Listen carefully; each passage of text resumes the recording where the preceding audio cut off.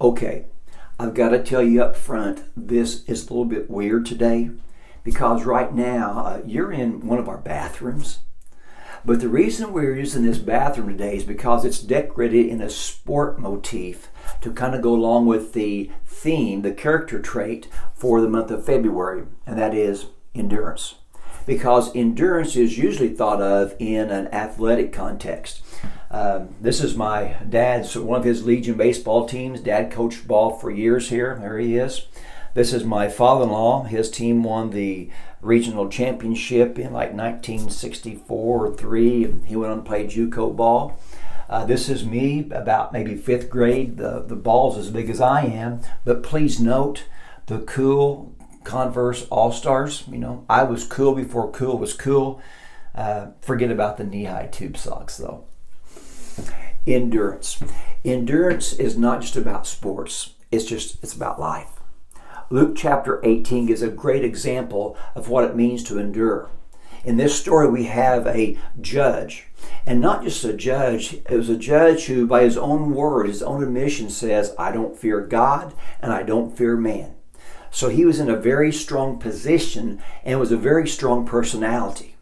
And one day this widow comes before him to receive some type of justice. And the Bible says that he just told her no, flat out. But she was willing to endure. And she kept on asking him for justice, for justice. And the Bible says, he said, though I don't fear God and I don't fear man, this lady is wearing me out. I'm going to give her her request.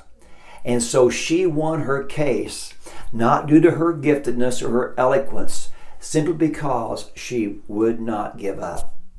I got to tell you, I'm excited about talking on the character trait of endurance. And you might think, well, that's kind of weird. Who gets excited about endurance? Well, I do. Let me give you a couple of reasons. Number one is endurance can be implemented by anybody.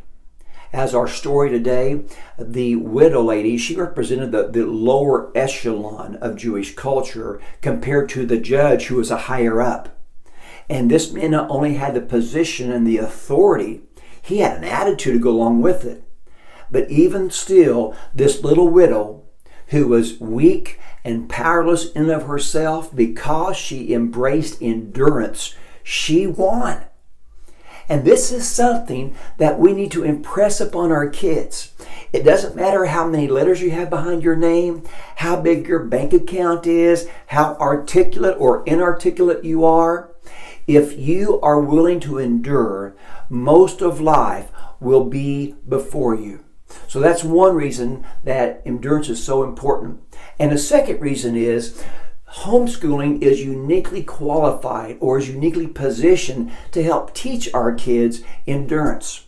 Because you parents, and especially you moms, are with your kids so much, you can see if they have a propensity to endure or if they give up easily. And so you can begin targeting that right now at a young age. And we'll talk next week how to train our kids in endurance.